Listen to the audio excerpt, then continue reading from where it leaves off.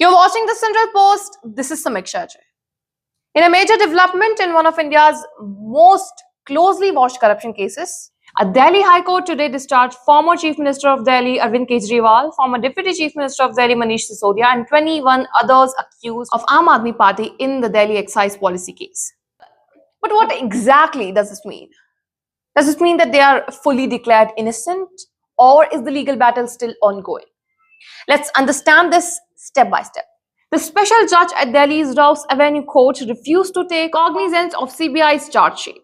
In simple terms, the court said there was not enough prima facie evidence, meaning not enough initial proof to even begin a trial.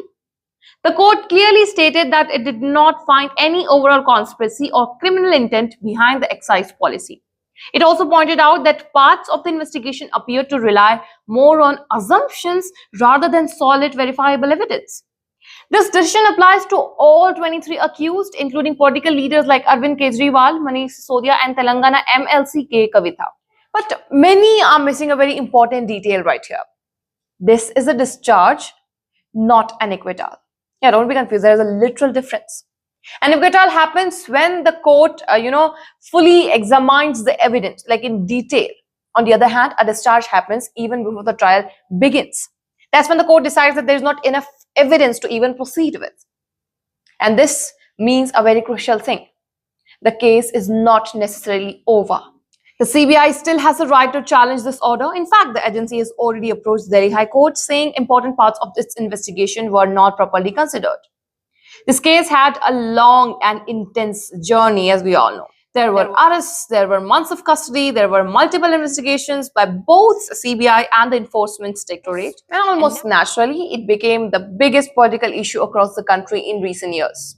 After today's verdict, Arvind Kejriwal reacted emotionally outside the court. He said he had always maintained his honesty and described the case as politically motivated. He claimed agencies were weaponized against him and Aam Aadmi Party for years. Said the only way to stop him would have been to kill him, as nothing else broke him or the party.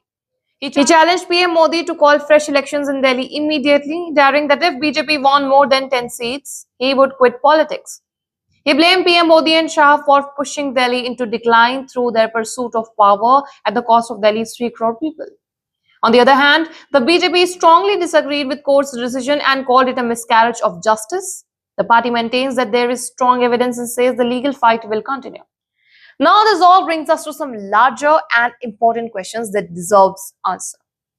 Did investigative agencies work on weak or conspired evidences? Or was there material that the court did not find sufficient in this stage? What does this mean for public trust in investigative agencies, especially in politically sensitive areas? And most importantly, what will the Delhi High Court decide next? Because the appeal is already in motion, but the final legal outcome is still uncertain. For now, the verdict is a major relief for Arvind Kejriwal, Manish Sisodia, and the Aam Aadmi Party. But legally, the story is not over yet. The next phase will unfold in the High Court, and its outcomes could shape not just this case, but also larger conversations around law, politics, and accountability here in India. So keep watching Center Post as we'll continue to follow this story closely.